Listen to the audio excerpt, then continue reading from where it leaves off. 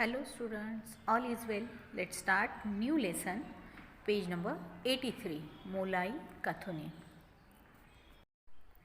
One day, in the terrible summer season of 1979, changed the life of Zhadao Peyang. 1979च्या एका terrible समर सीझनमध्ये एका भयंकर उन्हाळ्याच्या ऋतूमध्ये एका दिवसाने जडाव पेयांगचं लाईफच बदलून गेलं. आता हे जडाव पेयांग कोण आहे, त्यांचं काय काम आहे हे आपण या लेसनमध्ये बघणार आहोत. तर कोण होते ते बघा. He lived in a small village on the bank of the Brahmaputra. Jadav Payeng हे ब्रह्मपुत्रेच्या काठी असलेल्या एका लहानशा गावामध्ये राहत होते. The Brahmaputra is a great river. In places it is more than 7 to 8 kilometre wide. Brahmaputra ही एक मोठी नदी आहे. काही ठिकाणी ही नदी तर जवळजवळ 7 ते 8 किलोमीटर रुंद आहे.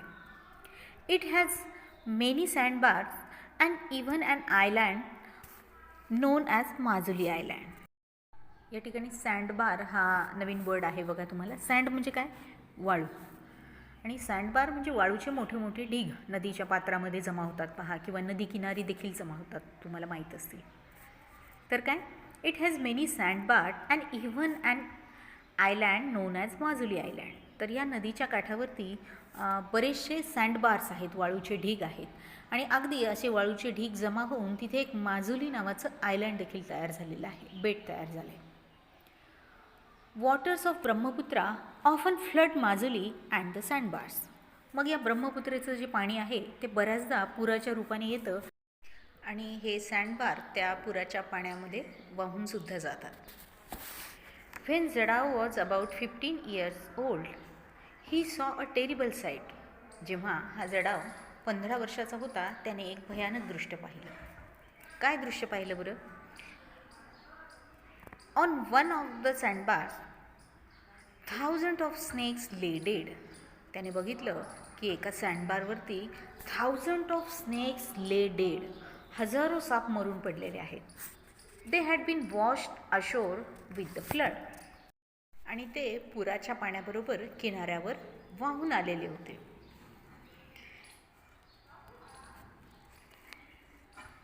With no trees to protect them they had all died in the scolding sun.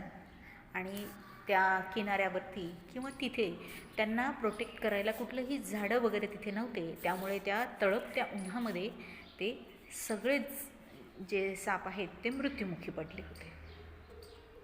जडाव was simply हॉरिफाईड. आणि हे दृश्य बघून जडावला खूप भीती देखील वाटली. हॉरिफाईड, भेदरून जाणे किंवा घाबरून जाणे. तो अगदी घाबरून गेला, भेदरला थोडासा. He sat down and wept. तो खाली बसला आणि रडू लागला. देअर अँड देन, आणि त्याच वेळेला ही फाउंड हिज मिशन. त्याला त्याचं मिशन सापडलं. To turn the sandy barren land green with trees. ती जी सँडी बॅरन लँड आहे, ती वाळूची जी जमीन आहे, बॅरन म्हणजे नापीक जमीन, तिला ग्रीन करण्याचं ध्येय त्याला सापडलं. For more than 30 years long, म्हणजे जवळजवळ 30 वर्ष Jadav Payeng toiled on the dry barren area and transferred it into a forest. मग जवळजवळ 30 वर्षाच्या कालावधीमध्ये ती वाळूकामय अशी ओसाड जमीन झाडांनी हिरवीगार करण्याचं त्याचं जे ध्येय आहे ते त्याने चालू ठेवलं. आणि त्या कोरड्या शुष्क ओसाड क्षेत्रामध्ये खूप टॉइल्ड म्हणजे खूप काबाड कष्ट करणे, खूप काबाड कष्ट करून त्या तसल्या त्या नापीक जमिनीचं रूपांतर त्याने जंगलामध्ये केलं. Jadav Payeng's family and friends called him Molai. Jadav पेयांगची फॅमिली आणि त्याचे फ्रेंड्स त्याला मोलाई असं म्हणत असत. At first Molai work in a forest department scheme to plant trees. सुरुवातीला हा मोलाई फॉरेस्ट डिपार्टमेंटच्या प्लांटिंग करणारी जी स्कीम होती, झाडं लावणारी जी स्कीम होती, त्यामध्ये काम करत असे. फॉर सम रिझन, पण काही कारणामुळे दॅट वर्क स्टॉप, ते काम थांबलं. All the others labour left.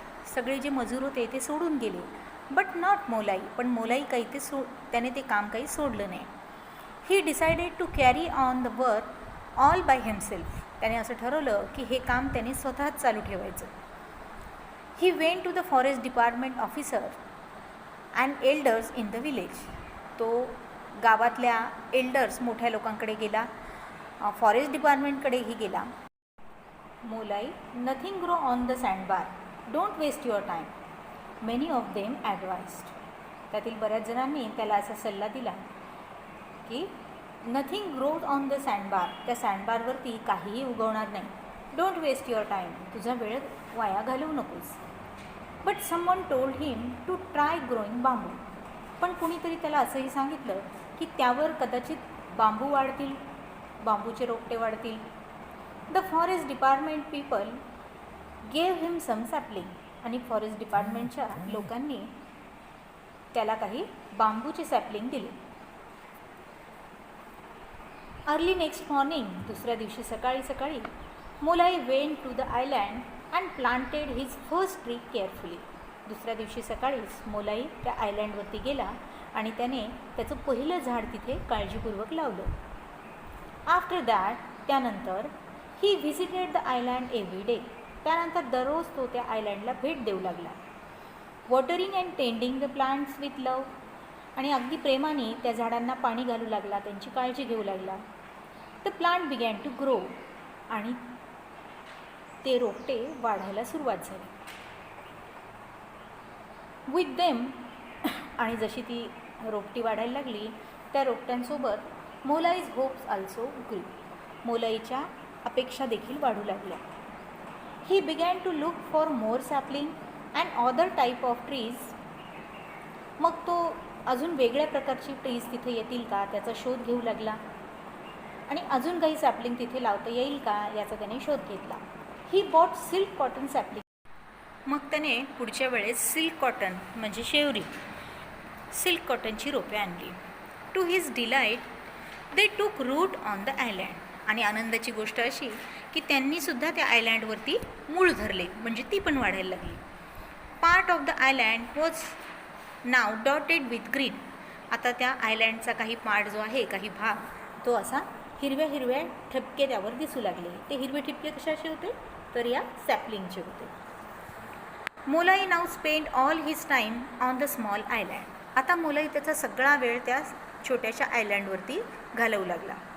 Every day without fail, अगदी दररोज न चुकता, ही वॉटर्ड द प्लांट्स. त्या प्लांट्सना तो पाणी घालू लागला. मेड फेन्स अराउंड देम, त्यांच्याभोवती कुंपण करू लागला. Gave support to the sapling, त्या सॅपलिंगला आधार देऊ लागला. अशी सगळी कामे दररोज तो तिथे जाऊन करू लागला. He even carried good soil in his little boat and spread it near the plant. अगदी त्याने त्याच्या छोट्याशा बोटमधून चांगल्या प्रकारची सॉईल देखील तिथे नेली, चांगली माती तिथे नेली आणि त्या सॅपलिंगच्या मुळांजवळ, बुडाजवळ ती पसरवून ठेवली. Someone told him that red and are good for the soil. त्याला कोणीतरी असं सांगितलं की लाल मुंग्या या जमिनीसाठी खूप चांगल्या असतात. They would make them sandy soil fertile. या ज्या लाल मुंग्या आहेत त्या सँडी सॉईलला, अशा वाळू मिश्रित जी सॉईल आहे, माती आहे, तुम्हाला माहिती नदी किनारी कशी वाळू जमा होते तशी माती, तर त्या मातीला या लाल मुंग्या फर्टाईल बनवतात असं त्याला कोणीतरी सांगितलं.